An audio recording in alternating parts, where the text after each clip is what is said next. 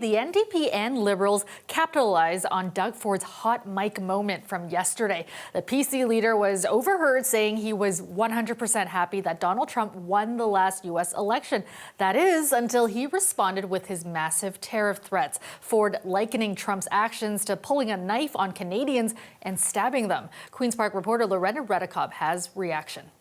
A camera mic picked up Doug Ford's comments Monday, talking about U.S. President Donald Trump. In the election day, was I happy this guy won? 100% I was. Then the guy pulled out the knife and yanked it in. Today, he was asked why he was happy Trump won. Ford was premier during Trump's first presidency. I just thought things might be a little different. We experienced 5 or 6 weeks of tariffs last time. And Ford says he believes in lowering taxes, no longer supporting Trump now. But I'll tell you one thing, President Trump's not getting a Christmas card anytime soon, to say the least.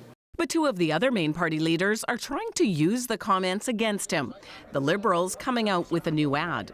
Happy the guy who campaigned on a trade war with Canada became president? The tariff will be substantial in some cases. I am a tariff man standing on a tariff platform. Was I happy this guy won? 100% I was. While Trump's tariff views were clear during his campaign, he didn't threaten 25% tariffs against Canada until after his election win. Those now on hold for a month. Somehow there was a benefit in it for him if Donald Trump would succeed, even if it meant that it would hurt Ontario and our economy through punitive tariffs. That's the character of this premier. NDP leader Marit Stiles also sees this as an example of Ford's character. This is not news to us. This is who Doug Ford is. He says one thing when he's out front to the microphones, in front of all of you, and he says another one behind closed doors. And we've seen it again and again. She compared it to the Greenbelt scandal. Ford telling a group of developers he'd allow housing to be built there. We're going to open a big chunk of it up, and we're going to start building. Then promising not to, with his government later allowing it. Finally forced to reverse that. Today, Ford repeatedly attempted to distance himself from Trump. The reason he said he needed to call an early election is because of U.S. tariffs. Make no mistake, the threat of tariffs is still very real. And Ford also laughed off his profanity against Trump. The hot mic, yeah, he makes me swear once in a while. I think he makes a lot of people swear in this country. That's as the other main party leaders are trying to ensure voters take Ford's comments seriously. Loretta Reddekopp, CBC News, Toronto. Two of the party leaders were in Ottawa today making campaign promises. PC leader Doug Ford said his government would upload the responsibility of Ottawa's LRT. Doing so will free up significant funds and capital. You know, I think Mayor over 30 years, about $4 billion for Mayor Sutcliffe and the city government to invest in other priorities. Ford made that announcement in Ottawa, while Liberal leader Bonnie Crombie had promised the same before the PC leader's announcement. They say it will ensure reliable and affordable transit for the city. NDP leader Marit Stiles, also speaking in Ottawa, says she wants to address backlogged school repairs and hire more staff. She also wants to create a universal food program to give families some financial relief. Stiles says they'll use Ontario-grown food for that program. Well, Trump's tariff threat may be on pause, but the situation remains unstable. What has been consistent is a growing change in Canadian consumer behavior, a desire to purchase homegrown products and avoid American brands. As Dale Manuktuk reports, it's a movement that shows no signs of slowing down. The threat of tariffs has been sidelined to the bench for now, but Team Canada is still in the game. This couple pounding the pavement outside a downtown grocery store, encouraging people to buy Canadian. This may seem a small step, buy Canadian, but at the end of the day, a lot of small steps make a big leap. For days, consumers have been reading labels, a self-imposed crash course in Canadian goods. We have our frozen meals from Porta. They're part of the Toroni family. And of course, our frozen biscuits from Lazy Daisies. At this East End cafe and market, they've done the heavy lifting. Over 90% of products are Canadian.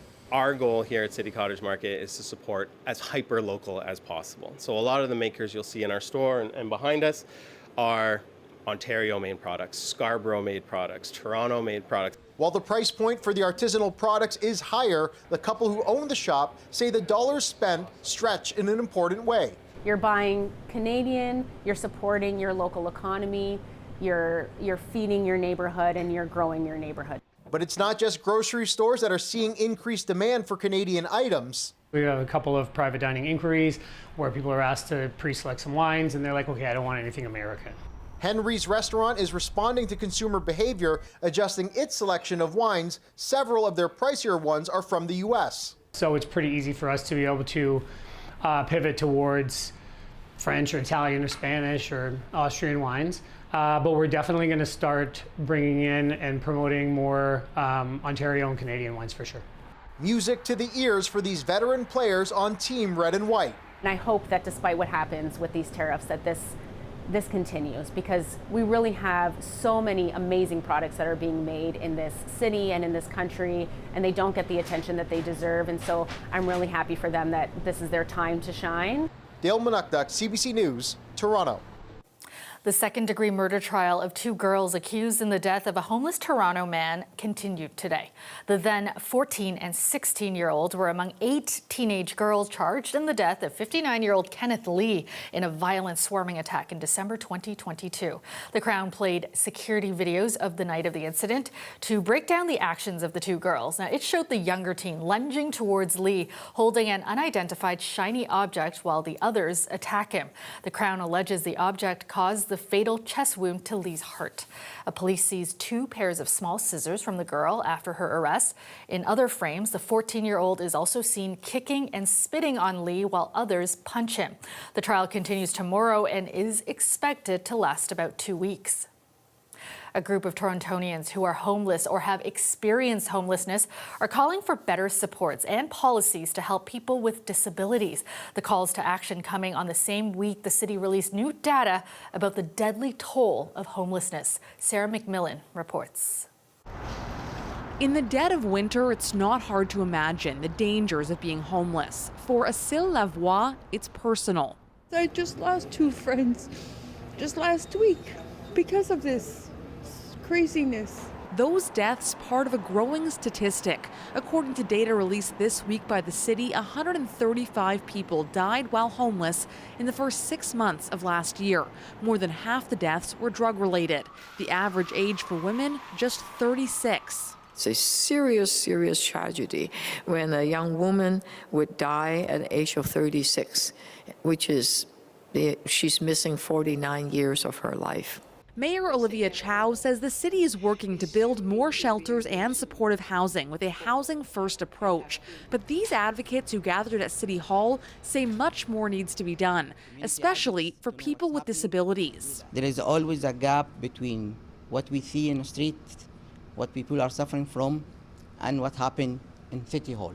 They've released a report with 29 demands for the city, including auditing the accessibility of shelters and city services, having warming centers open year-round, and expanding the definition of accessibility in shelters and supportive and subsidized housing. I couldn't take my walker into the washroom. Like, this washroom is so tiny. I struggle to get out the door with my scooter.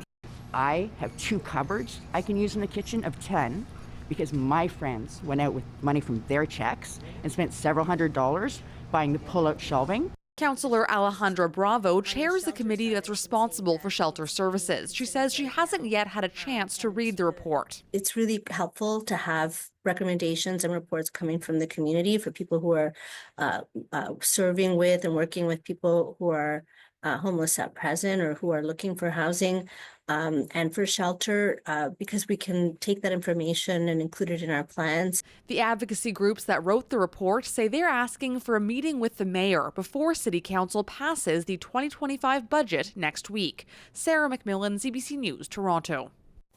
Prince Karim Aga Khan has died at the age of 88. He was the spiritual leader of an estimated 15 million Ismaili Muslims for decades. The Aga Khan was a unique figure, a jet-setting billionaire, but deeply devoted to improving the lives of people in Asia, Africa, and the Middle East. As Havard Gold reports, the Aga Khan also had special connections with Canada.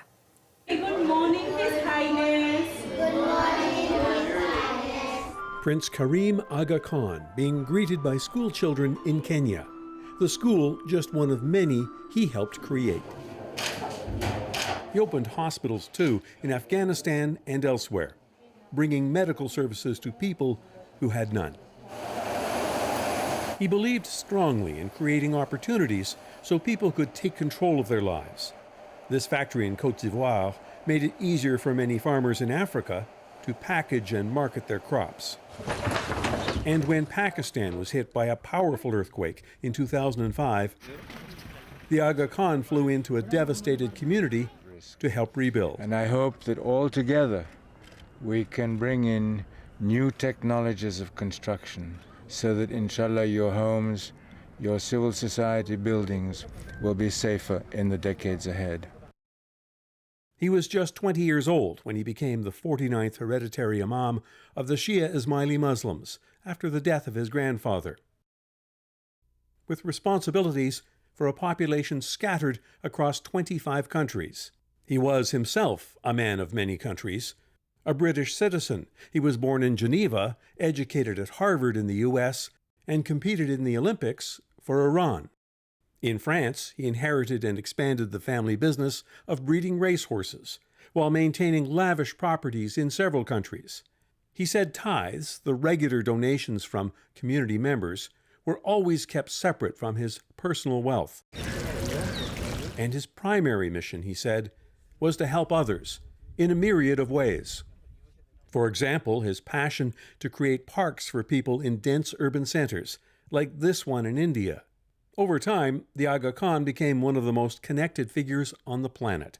His high-level contacts helping clear the way and raise funds for billions of dollars in projects. I do pay attention to detail because I think ultimately one should address an issue once and try and get it right, and not have to come back because you've been slipshod or because you haven't taken into account something which you could have foreseen. There's so much that has to be done. It's better, I think, to try and do it once properly. His link to Canada was cemented in 1972. That's when dictator Idi Amin abruptly expelled Ismailis from Uganda. The Aga Khan asked Canada, through his friend then Prime Minister Pierre Trudeau, to help. Canada took in thousands of refugees, a gesture the Aga Khan never forgot. Decades later, the Trudeau family friendship led to an expensive scandal for Prime Minister Justin Trudeau when he vacationed on the Aga Khan's private island in the Caribbean. Building and sustaining a pluralist society is always going to be a work in progress. It doesn't have a finite end. The Aga Khan often seemed disappointed by the way the West viewed both him and Islam. But he didn't let that hold him back as he championed education and understanding, and the tolerance that he said was essential to the very survival of the world. Howard Gould, CBC News, Toronto. We may still be in the thick of winter, but for those with kids, it's already time to start thinking about summer. Mayor Olivia Chow announcing today there will be a first-ever food program added to the popular Camp TO this summer. Starting this summer, 31,000 children participating in Camp TO programs will have access to nutritious food in mid-morning because, you know, when your tummy is hungry and grumbling, you just can't learn, make friends, or play. The program will be in place at 45 locations across the city. Snacks will be served daily around mid-morning and include several healthy options for kids to choose from. Welcome back. To mark World Cancer Day, the Terry Fox Foundation debuted a short film at TIFF Bell Lightbox this morning while announcing Finish It, a new platform in their fight to end cancer. And our ambition is not to do it for 1 or 10 or 100 or 1,000, but to move this country in a direction that only Terry Fox could do. We're at a crossroads right now, and it's up to all of us to finish it. The film uses special effects to replicate archival footage of Terry Fox on his Marathon of Hope 45 years ago and features a never-before-heard version of the song Courage by the Tragically Hip.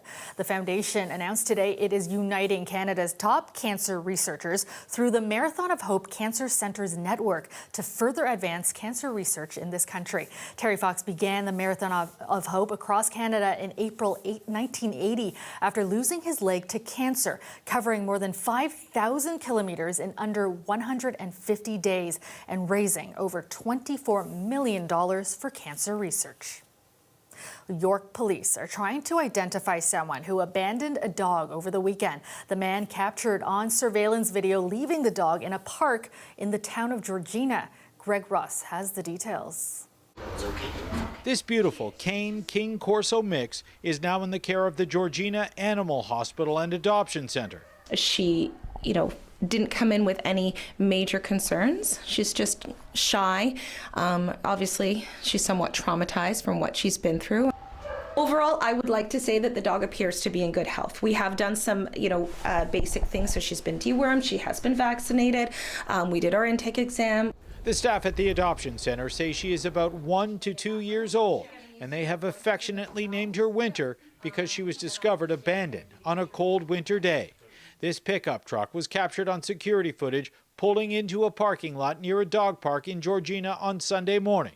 Police say the driver of the pickup truck was not there to get his dog some exercise. The driver gets out, walks the dog some distance away from the truck and proceeds to tie it to a pole. And again, the video is very clear, showing the owner walking back to the truck and basically driving away, leaving the dog stranded. Police say that Winter was tied up here to this pole for quite some time before she was finally discovered. Fortunately, a bystander was quick enough to call animal control, but this dog had no sort of coat or boots or anything on it. And so for however long it was there for, it was very cold and uncomfortable. Sadly, this is not unusual. We've dealt with many cases where animals have been left tied up. Soccer field here last summer, we had a couple, cats left in carriers at gas stations, and we're far from the only shelter that sees this. But it's not always captured on security footage, which is why police are hopeful they will be able to find the person responsible for abandoning Winter. He could be facing animal cruelty charges. This video is very important to the investigation. Someone is going to recognize that truck, hopefully that person, and we can narrow down the investigation to focus on who that truck belongs to and who was that person in the video. As for Winter, she is being held on a 5-day stray hold in case there is an owner out there looking for her. If she's not claimed, they will attempt to find her a new home. Greg Ross, CBC News, Georgina. Porter Airlines is coming to Hamilton this summer. Starting this June, Hamilton International Airport will offer daily Porter flights to Calgary, Edmonton, Halifax, and Vancouver, alongside a series of terminal upgrades. Now, this includes a new exterior frontage and a refresh of terminal interiors. Last fall, the airport announced it would spend $400 million in upgrades for passenger and cargo transportation over the next 49 years.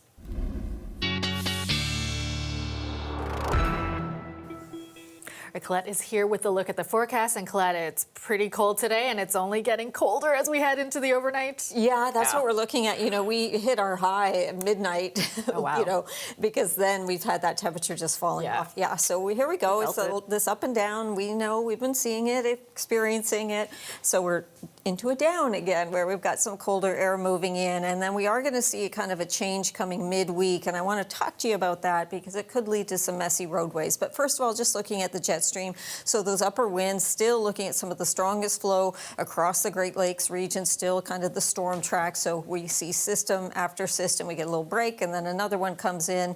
And also that atmospheric river that was further north has now kind of pushed a bit further south along the west coast there and driving into California and that region. So as we look at those highs, I mentioned, midnight last night, we were at 0. And then through the day, we've just had that temperature coming on down. 0 at St. Catharines, Windsor, the daytime high, but it's not really reflective, right, of the day that we've experienced because the winds, too, have made it so we've had a wind chill much of the day in the minus mid-teens. But just looking ahead, so we do have those winds backing off as we go through the overnight. So some of the areas that have been experiencing the squalls, those will let up a little bit as well, starting off in many cases, not all, but many cases with some sunshine and then clouds building in somewhat rapidly. So becoming a mix of sun and cloud or mostly cloudy. Then it is overnight tomorrow night into Thursday morning where we have this next system coming in and with some warmer air overriding cooler air at the surface. That's where it's not so much the snowfall, though that'll be some quick snow coming in that I'm concerned about, but the areas you see in pink. So some freezing rain or ice pellets along the north shore of Lake Erie into the Niagara region could potentially be impacting Hamilton, even Mississauga perhaps, and the GTA if it pushes a little bit further north. So that's why I'm watching that so carefully for us. That Thursday morning commute either way is likely going to be messy. Think about in terms of the snowfall amounts that we'll see, 2 to say 5 centimeters or so is how it's looking at this point. And ice accretion, well, I'll get back to you on that as we see how this is exactly going to track through our region.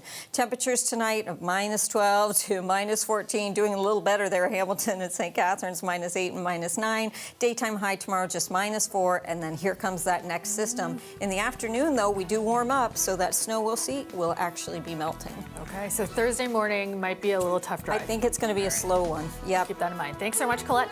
That's all the time we have tonight. Thanks for watching. Have a great night, everyone.